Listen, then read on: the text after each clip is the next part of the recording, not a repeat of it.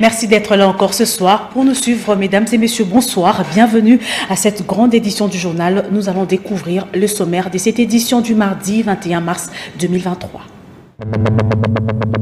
L'audience du procès très attendu du député national Mwanga Chouchou, initialement prévu ce mardi 21, a été renvoyée au 28 mars 2023. Toute la communauté reste suspendue à vouloir en savoir plus. Marie-Josée Ifoku, ancienne candidate à la présidentielle, propose une transition de 2 ans avec Félix Antoine Tshisekedi comme président de la République. Elle l'a dit ce mardi au cours d'une conférence de presse organisée à Rotana Hotel.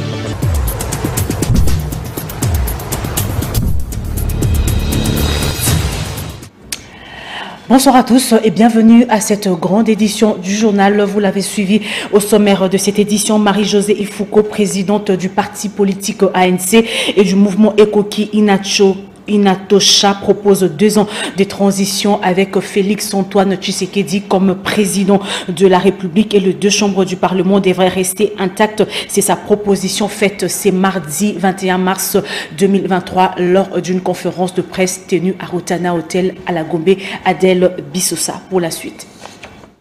L'année 2023 est une année électorale en RDC. La Commission électorale nationale indépendante CENI a jusqu'ici fait de preuves, même si elle a été investie 28 mois de retard après. Elle poursuit son travail. Mais problème, de toutes les 26 provinces, le Nord Kivu et l'Ituri sont les 2 enfants malades avec une insécurité persistante.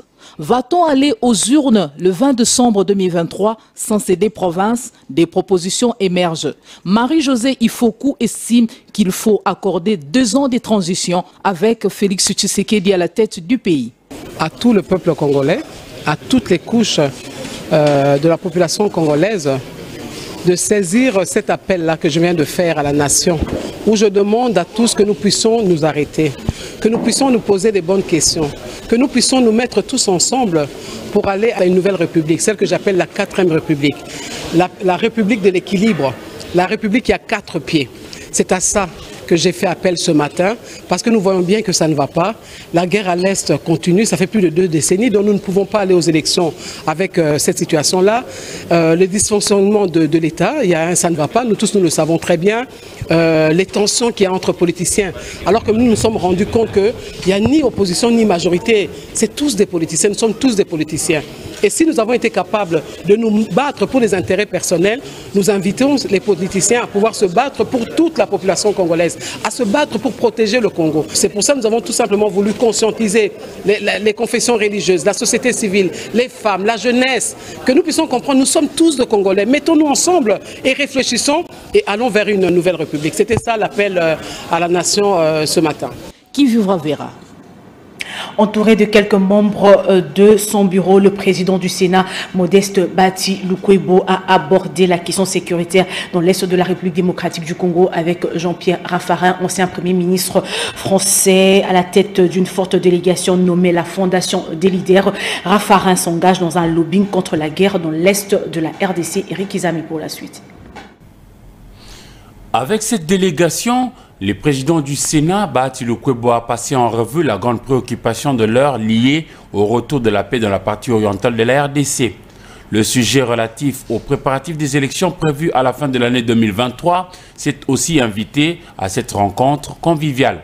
Bati Lukwebo a brossé à l'intention de ses hôtes la genèse de la crise sécuritaire qui sévit dans la partie est de la RDC depuis 1994, alors que le Congo-Kinshasa avait ouvert ses frontières pour offrir l'hospitalité aux voisins rwandais qui fuyaient la guerre chez eux. Curieusement, ces mêmes voisins rwandais ont développé la convoitise, commençant à tuer, piller, violer et s'aimer par ailleurs la désolation partout. Le président du Sénat a en outre réaffirmé à ses hôtes la volonté du chef de l'État congolais Félix Antoine Tshisekedi Tshilombo de trouver une solution durable par de voies diplomatiques à cette situation depuis son avènement à la tête de la RDC. Abordant la question relative aux élections, Bati Lukwebo a soutenu que Kinshasa va respecter le délai constitutionnel. L'ancien Premier ministre français Jean-Pierre Raffarin en a saisi l'occasion pour lancer un appel à la communauté internationale afin qu'elle s'implique véritablement pour le retour de la paix dans la sous-région de Grand Lac. Nous sommes très sensibles à la situation de la RDC. Nous sommes très sensibles au malheur des populations qui aujourd'hui souffrent la guerre et qui sont aujourd'hui souvent d'être déportées. Nous sommes très sensibles aux efforts qui sont faits dans tout le pays pour conduire à la paix. Et nous voulons aussi exprimer une préoccupation de la communauté internationale que nous représentons de manière très libre pour que les sujets qui sont ceux de la République démocratique du Congo soient pris en compte par la communauté internationale. La Fondation de leaders sur la paix regroupe plus de 40 personnalités engagées dans la recherche de la paix à travers la planète Terre. En ces mois dédiés à la femme, le député national Éric Tchikouma a déposé hier lundi 20 mars 2023 au bureau de l'Assemblée nationale la proposition de loi en vue de modifier en faveur de la femme l'article 130 du Code du travail en y insérant le droit à la totalité des rémunérations durant son congé de maternité. Patricia Molengo-Mbolekoni.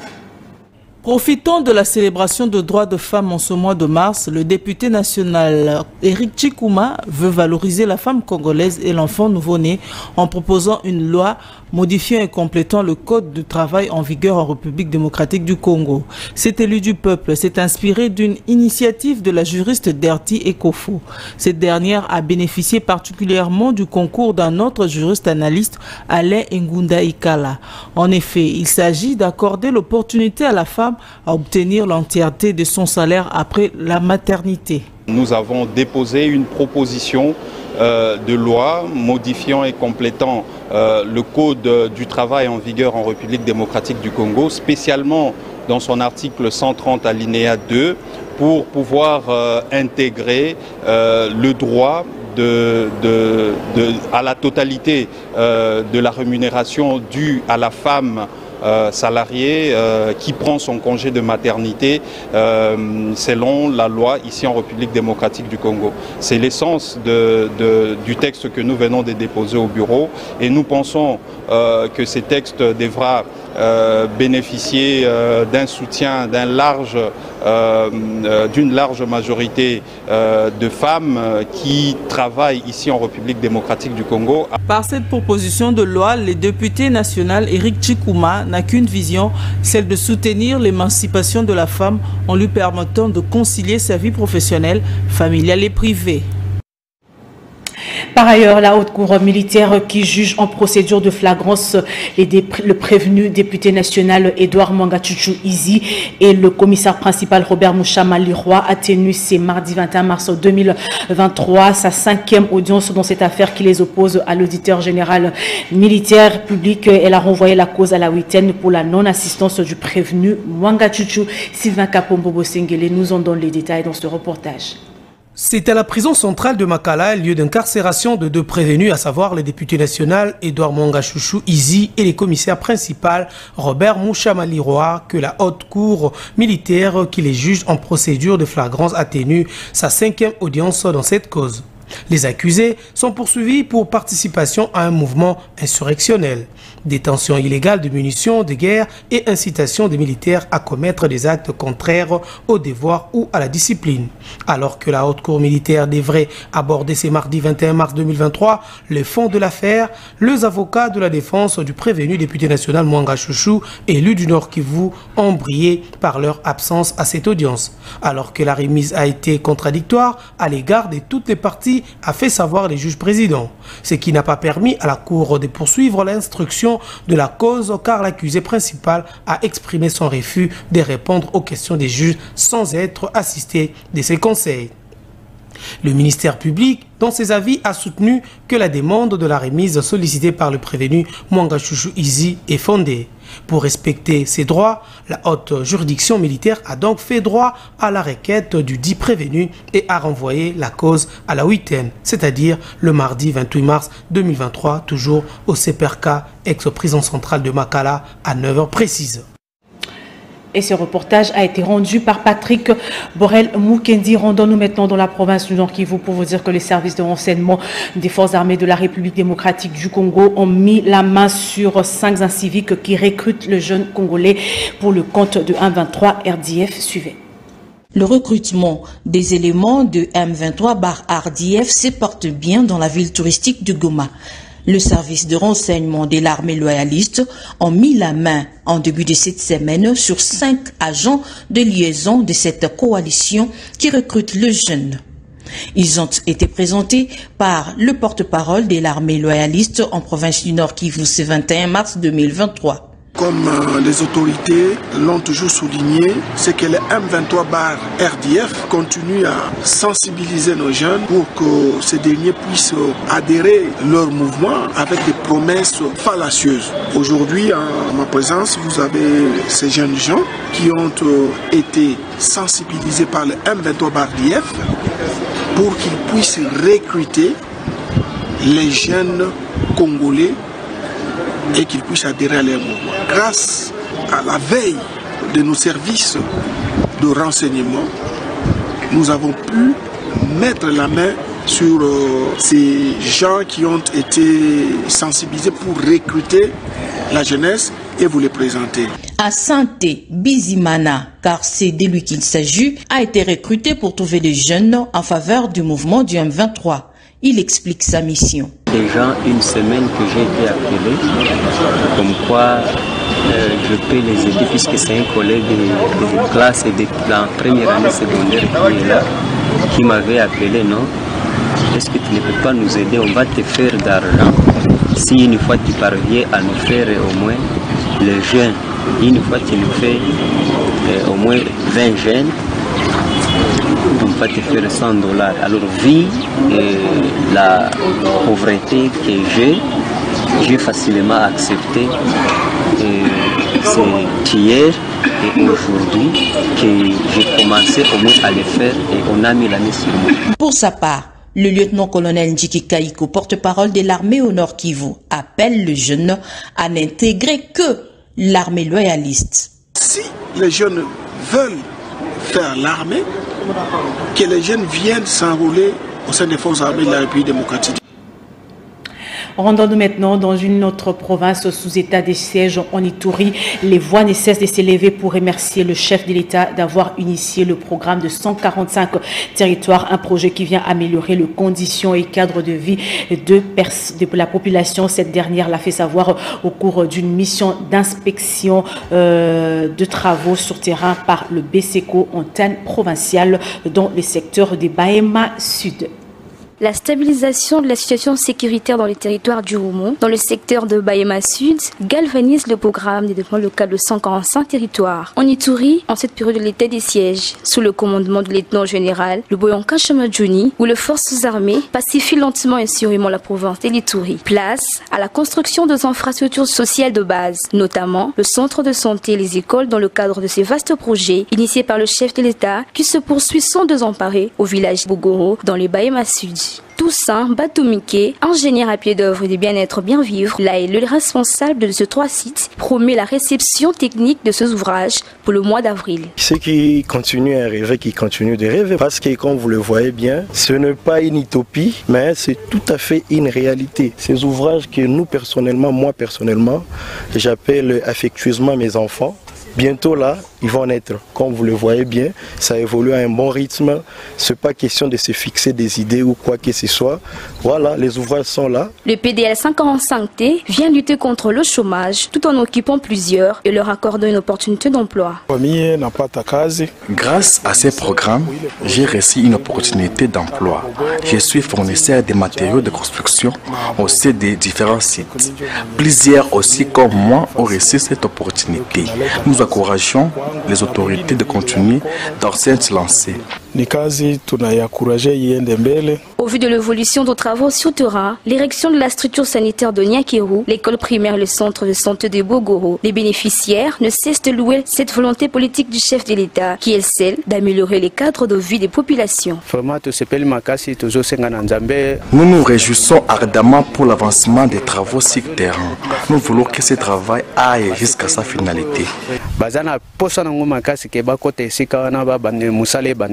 Rappelons que tout ceci s'est inscrit dans le cadre de la mission de suivi d'état d'avancement de travaux sur terrain par les bureaux centraux de coordination BSECO, partenaire de mise en œuvre du PDL 545T en Ituri.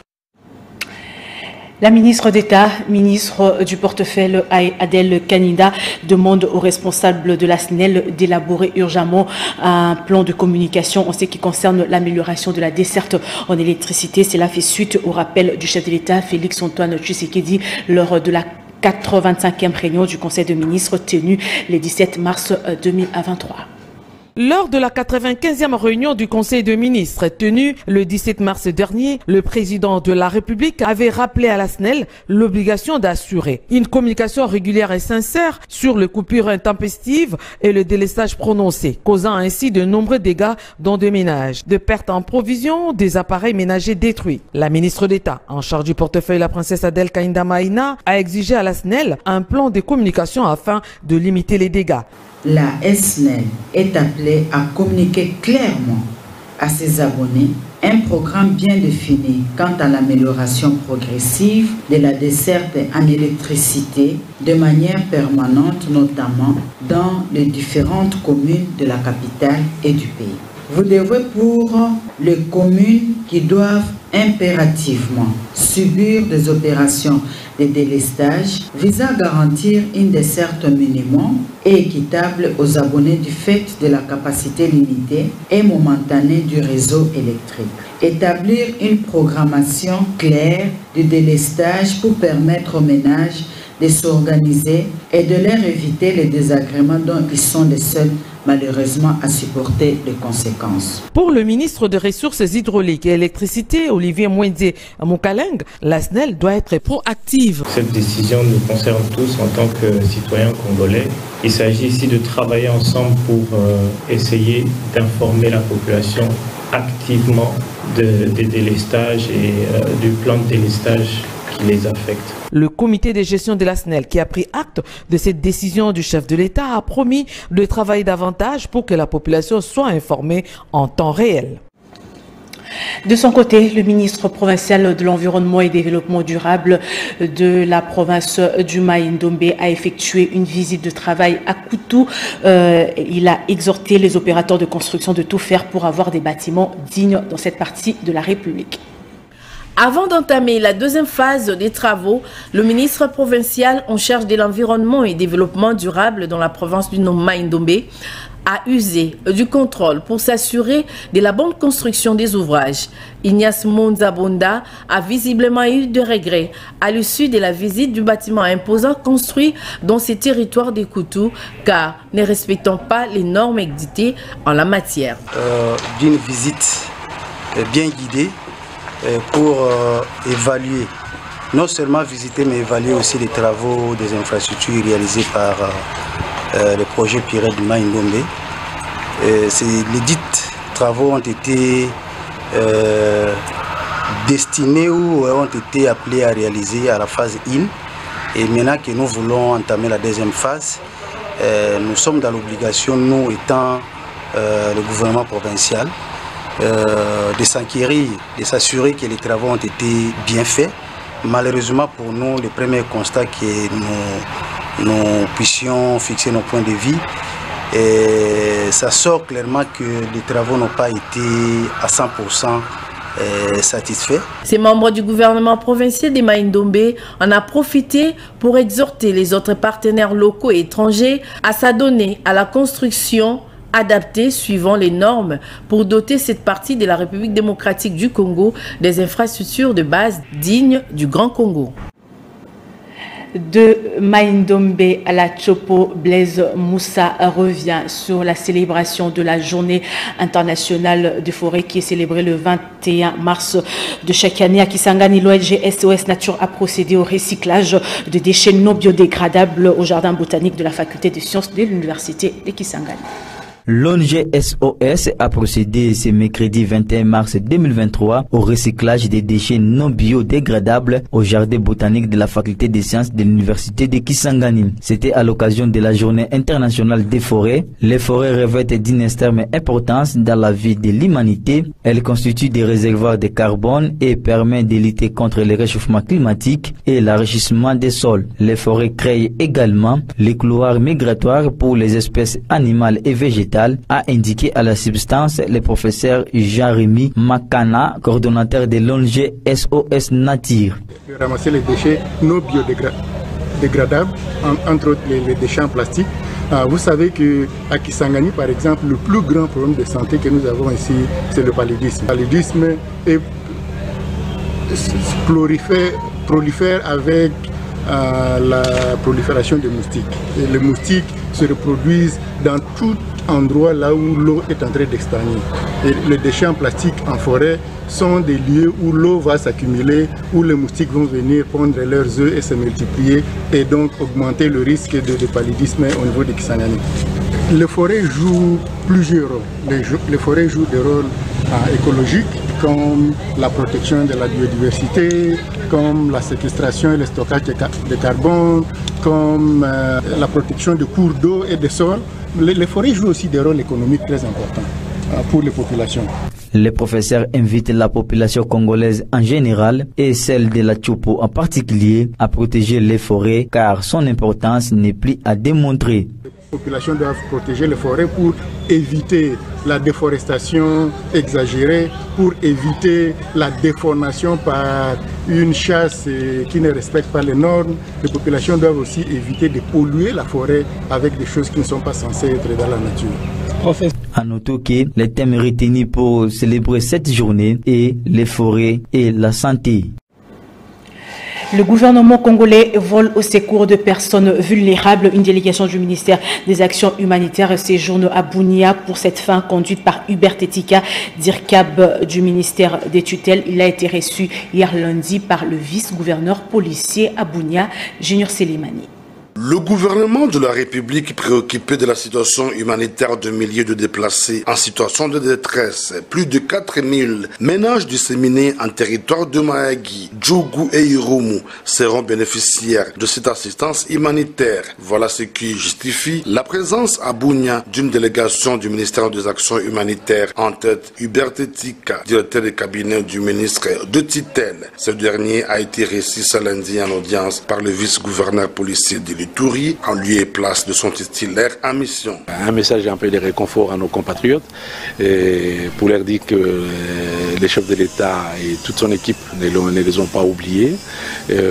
Nous savons que bon, c'est bien beau d'aider les gens, leur donner à manger ou quoi, mais l'essentiel c'est de faire en sorte que ces gens-là retrouvent leur liberté, qu'ils rentrent là où à leur lieu de vie naturelle, pour qu'ils puissent faire tout comme tout Congolais. Selon les statistiques de la coordination provinciale de la protection civile en Ituri, plus de 720 300 personnes de juin 2021 jusqu'à janvier 2023 ont déjà regagné volontairement leur village d'origine. Ces retours est encouragé par l'administration militaire de l'Ituri. Parmi les faits finaux recherchés à cette période de l'état de siège initié par le commandant suprême des forces armées, matérialisé ou incarné ici par le gouverneur militaire, le lieutenant-général Luboya, il y a aussi le retour de la population dans leur milieu d'origine. Une fois retourné, constitue là une phase parmi tant d'autres dans l'état de siège, c'est la phase de la normalisation, où nous assistons le retour volontaire, progressif de la population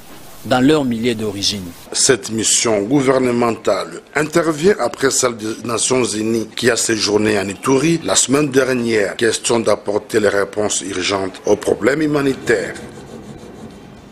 Les organisations de la société civile de la province du Nord Kivu demandent au gouvernement congolais de surseoir toute démarche visant à explorer le pétrole dans le lac Édouard. La Fédération congolaise des pêcheurs FECOPEL indique que cette tentative est une violation du droit international portant protection de l'environnement et du patrimoine mondial de l'UNESCO. Suivez plutôt le propos de M. Kambasu Mukuna qui ont été recueillis sur place à Goma par Germain Chikouvou.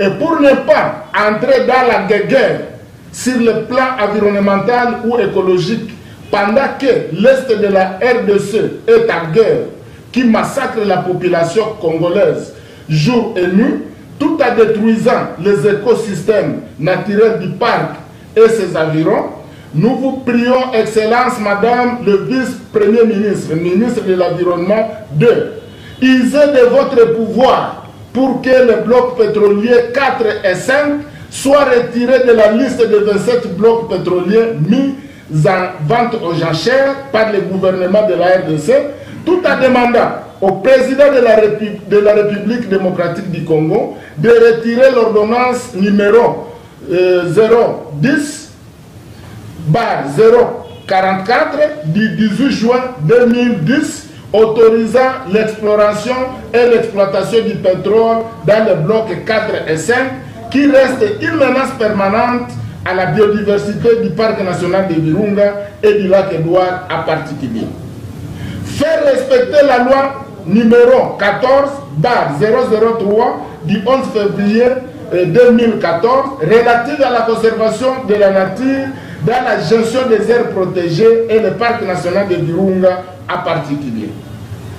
Faire respecter les engagements du gouvernement de la RDC dans la lutte contre le changement climatique et la protection de la biodiversité.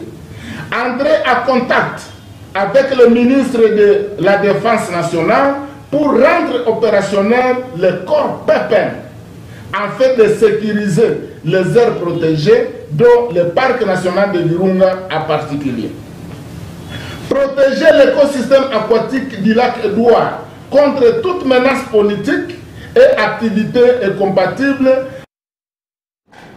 Avec lui, on ne parle plus de l'ACK, c'est donc fini. Désormais, l'on parle de la communauté des assemblées chrétiennes. Voici l'homme, son représentant légal François Mutombo rentre du Congo-Brazzaville et promet d'aller encore plus loin pour prêcher la paix dont le Congo a besoin et ailleurs. Eric Izamimbo, Chilo Kinzonzi.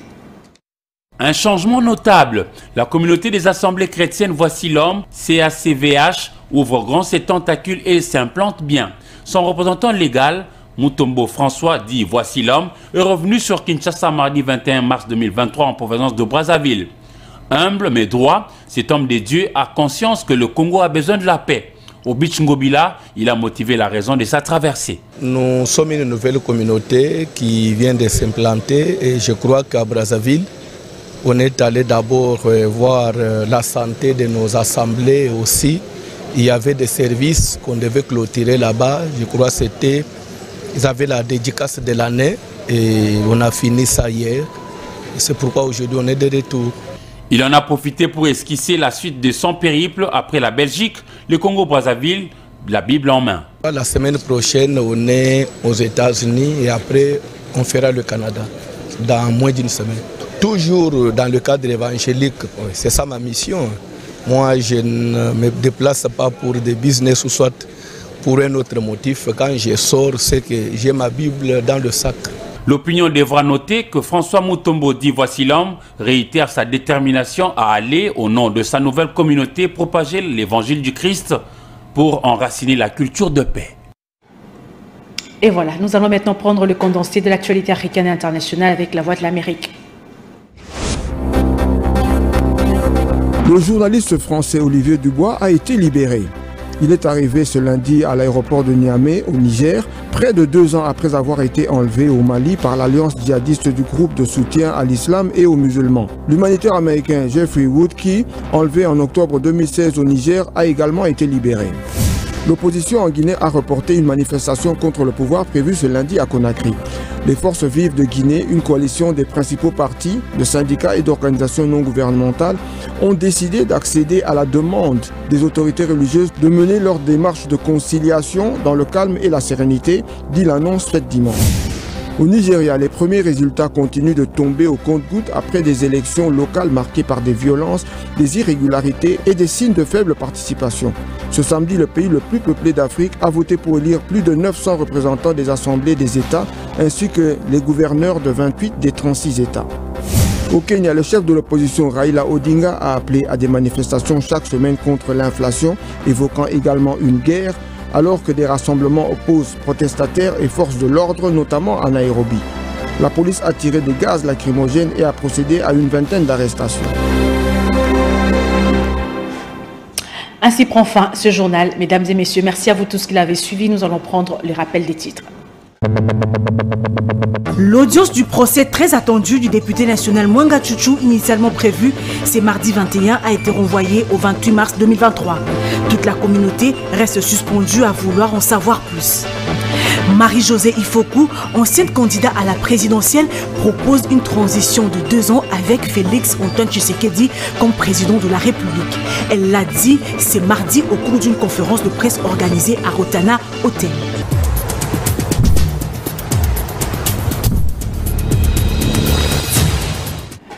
Ce journal est complètement terminé. Mesdames et messieurs, merci à vous tous qui l'avez chaleureusement reçu dans vos maisons. Ces remerciements, c'est au nom de Patrick Borel Mukendi, chef d'édition, Léonard Mouémeri qui l'a réalisé, toute l'équipe qui vous a tenu compagnie ce soir. Le prochain, c'est demain, dès 7h30. Hervé Londringo ici sera là pour vous informer à 10h et à 12h. Ne manquez pas le rendez-vous avec le journal en Lingala. Ça sera à 16h avec Patricia Molengo Mbolekuni. Je vous retrouve à 19h pour la grande édition.